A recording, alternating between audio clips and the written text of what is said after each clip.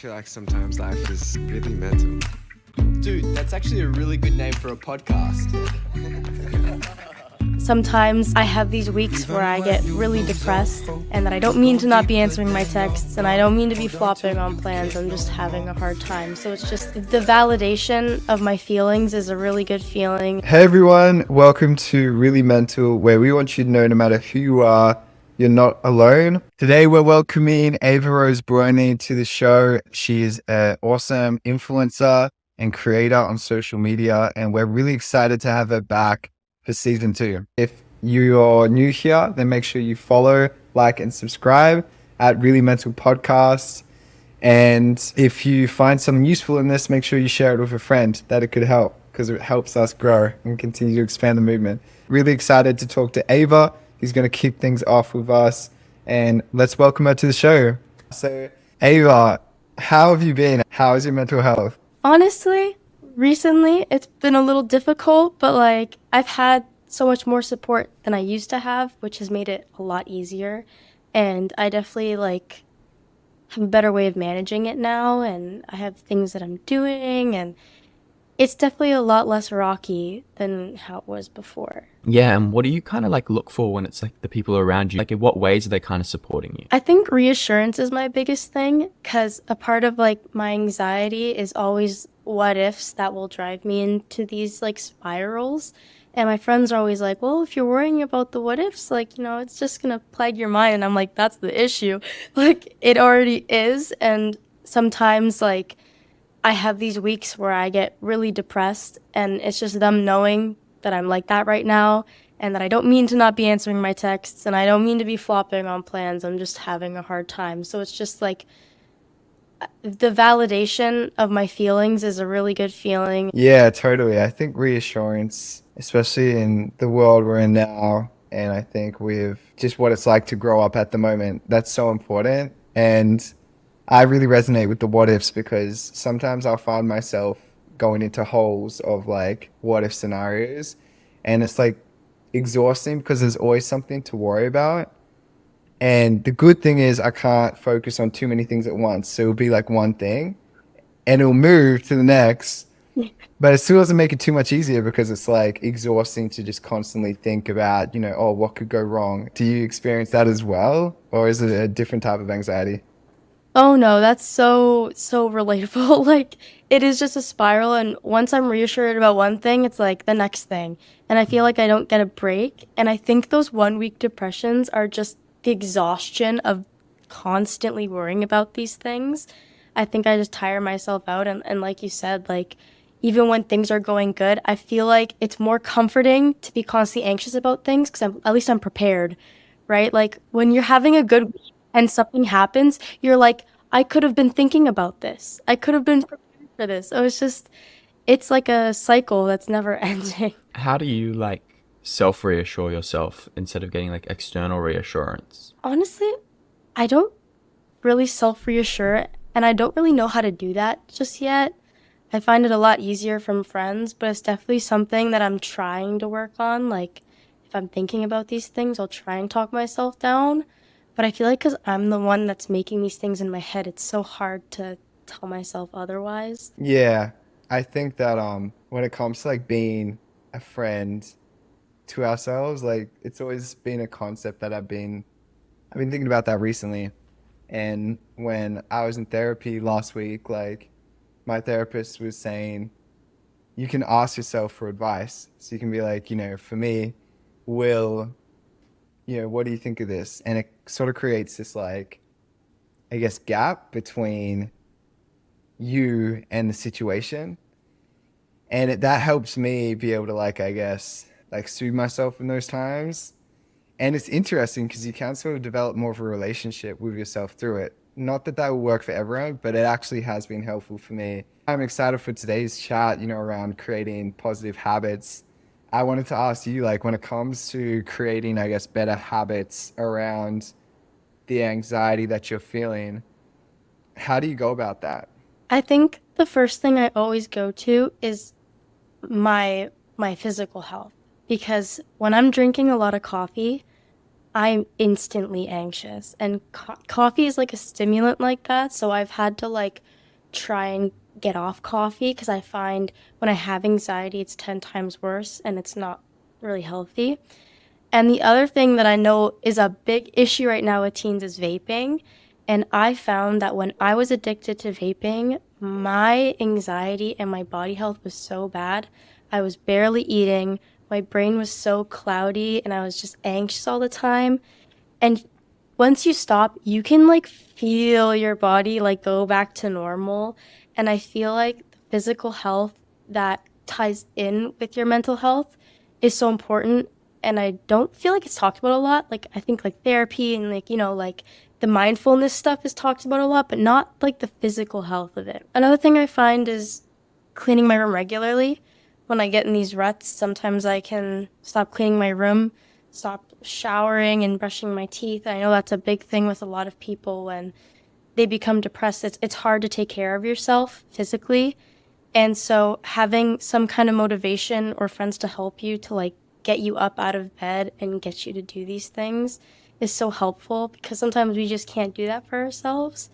And eating habits as well. That's one of the other things when I start feeling down is I stop eating enough and that really takes a toll on you and your body. So I think those are like the biggest things for me. When it comes to like just that habit of vaping is really relatable for a lot of people. I feel like when it comes to any habit which is like hard to shake, I think that that's sort of the journey that it takes. And sometimes it is tough to like form that better habit or better, more healthy addiction to something which I guess is better for our bodies. But what would you say is like the best way for you at least to create a different habit which is actually good for you? One thing I did was because I bite my nails a lot, or at least I haven't in a while. Like they're super long right now because I got into like doing my own nails, like acrylics and stuff, and I made it a fun thing for me.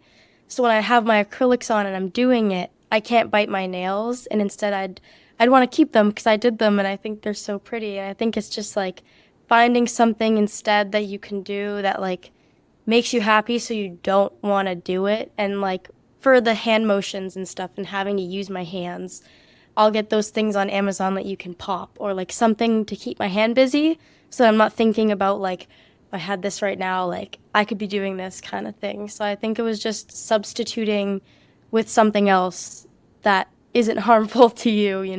Yeah. And when it comes to your like mental health, what are some of the things you're doing to kind of help that and help you kind of deal with your anxiety and stuff? So one of the things that I've made sure of is like building my own independence because I find when I'm really anxious, I depend on other people a lot.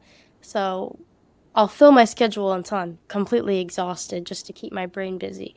And so I think one of the things I've been trying to do is have independence and make time for myself where I'm doing things I like, whether that's going outside and like learning a new language for fun. That's one thing I picked up. Or journaling, finding a video game that I like that's another one. Just making time for myself and making sure that I'm not necessarily sitting with my thoughts, but I'm not hiding from them. Like I'm not distracting myself from my thoughts. So how did you even realize that should be a habit that like you should pick up and like take on? I think it was a year and a bit ago, maybe almost 2 years ago. I wasn't in school or anything, and I didn't have my part-time, and I was filling my schedule up until I was just completely exhausted. And one of my best friends, Emma, she is like so independent. Like it's just like mind-boggling how independent she is. And she was like, Ava, you need to have time for yourself, like do things that you like to do. And she helped me kind of come up with ways that I can like be on my own and not have to make these plans all the time, because I'm a very codependent person. I'm like that with my friends and my boyfriend and everyone. I don't have that independence. When it comes to like codependency and those types of things, how do you maintain relationships with people who maybe are a bit more don't need it, like they're very good at being alone and stuff like that? My boyfriend is actually like that. So he is hyper independent in a lot of ways and likes his alone time, and I am the codependent one. And I find that being with someone like that has helped so much because they create boundaries and you have to, like, big thing is I respect boundaries because I have my own boundaries too. So when he puts up those boundaries, it forces me to like be independent and let him have his time. And I think like I've taken a lot of things from him as well that like I can use in my life. And it's because if I had the choice, I'd hang out with him every single day, which isn't healthy. And I know that, but it's good that he has those boundaries so I can't get to that point, and it's definitely taught me more independence in relationships. Ava, if you're willing to go into it, how do you feel like valued in a relationship when you like are wanting a lot of time with your partner, but your partner's also independent and needs time to recharge? That's a great question because sometimes I do take offense, which is not their fault at all. It's just that I don't understand the whole like independency thing to the fullest because I've always been more centered around other people. But I think being self-aware and knowing like I am my own person, they're their own person. If they want time and that's not with me, it's not an insult. They still love me. Like I don't have to be like, oh my God, like they don't want to hang out with me. They don't love me. Like, yes, maybe that goes through my mind because I'm an anxious person. But I think reminding myself that like that just means they want some time to do whatever they want. And like that's not a bad thing. And I'll see them tomorrow or the next day. And I think self-assurance is like, as you were saying, is so important to learn, especially in these situations. So I'm not bothering them when they want their alone time, right? I wanted to ask because lately, one thing I've been thinking about a lot and trying to figure out is like around taking care of my like physical body. We talk a lot about mental health, and we've already mentioned here with you, Ava, you know, the importance of like sleep and getting like and taking care of your brain. What like when I say like brain health, like what comes to mind for you? I'm interested. Like, because I have been learning so much more about it recently. Like, okay, now that you mention it again, because at first I just thought of like caffeine and like stimulants, right? Like Yeah, that's yeah. in my head. But now that you say it again, I feel like I like to do like these games on my phone. I feel like a grandma, but like Sudoku or like again, like I said, learning a new language, like stimulating my Yeah. brain in a good way. And Yeah. like that's such a good way to keep yourself busy and keep those thoughts out, but in like a healthy way. And it's Yeah. good for your brain too, right? Like it's good for you. So Yeah, yeah. totally. Yeah, I think that even like with sleep and stuff, like sleep's so important too. I think like for me when I get anxious and then I'll have like a nap or like I sleep on it, I feel so much better the next day when I've just like had like, you know, a good amount of sleep. And it's just like I just wish some of these things were like I guess spoken about a little bit more when I was growing up and like trying to learn about, you know, how to take care of my mental health because as we were saying earlier, it's a lot about like therapy and all these things, but there's so much more to it than I feel like is spoken about. Harrison, what do you think? Yeah, no, definitely. I think there's all these different elements that have their own like responsibilities when it comes to our mental health. So are you exercising? Are you sleeping? Are you eating? And that's all the physical side. Are you educating your brain? That's the physical side. Then we have the mental health side, which is kind of like, are we dealing with our brain? Are we learning coping mechanisms to kind of deal with the things that we're going through? And it's really hard to do the mental health side when you haven't done the brain health side. So it's like the physical and then the mental.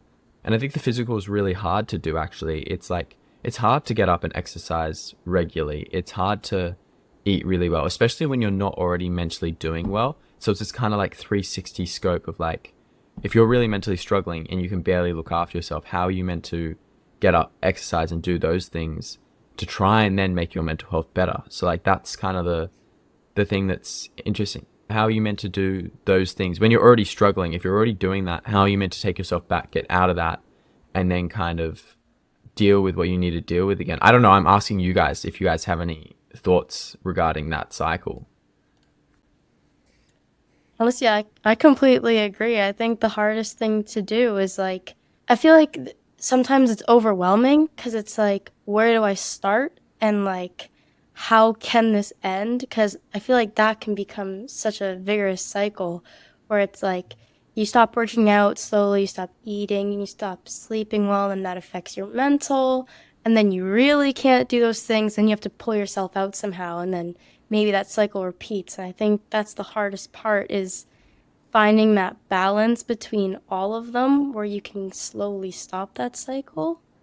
I don't know, that's kind of like my stance on Yeah, it. I think that's right. I think it's like, it's tough sometimes to find the way through these things where we're in a dark place or don't have as much energy. And I think starting off one step at a time, putting one brick on top of the other at a time, which could just be exercising to start with, we've sort of spoken about. And there's always been this sort of self-awareness that I feel like, fortunately, the three of us have.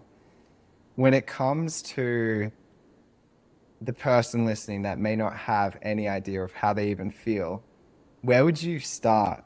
I feel like what I did first was kind of self-reflection. Like I would kind of like, and this is my thing, I think it comes from anxiety, is looking back on scenarios or fights you've had with people or issues you've had with people, and I would kind of like self-reflect and like read it back to me. Maybe in some of them I'd be like, I did this, and I don't really know, like, and that's kind of how you start figuring yourself out.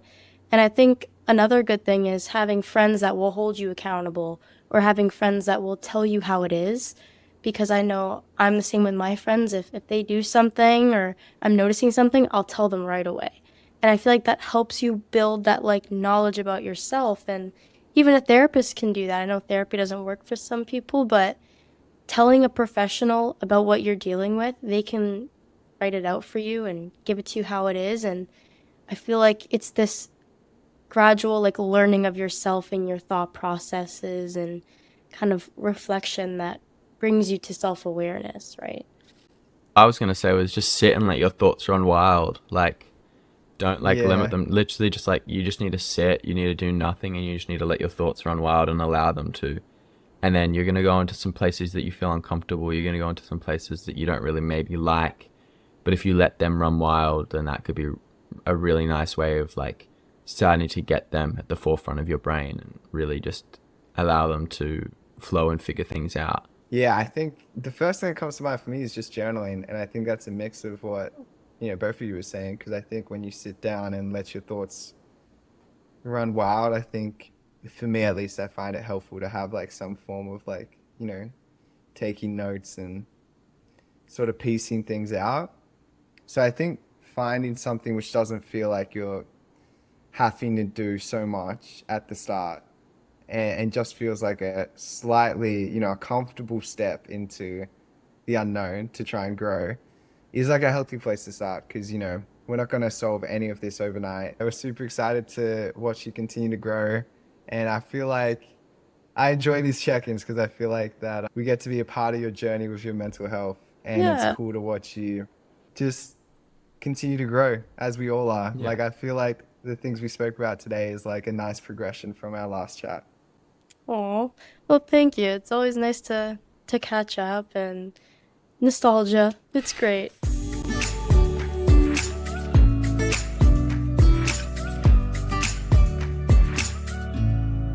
So, Will, yeah, I really loved that episode with Ava. I think it's really important for us to recognize the importance of things external to the way that we're feeling and how they impact us. So, for example, our eating, our sleeping, our exercise, all those different types of things that really influence the health of our brain and then have a knock-on effect to our emotions. So if you love this episode, please rate it 5 stars, follow us at Really Mental Podcast, and be sure to support Ava on their socials as well. We'll see you next week. We've got an amazing episode. And yeah, thanks for sticking around.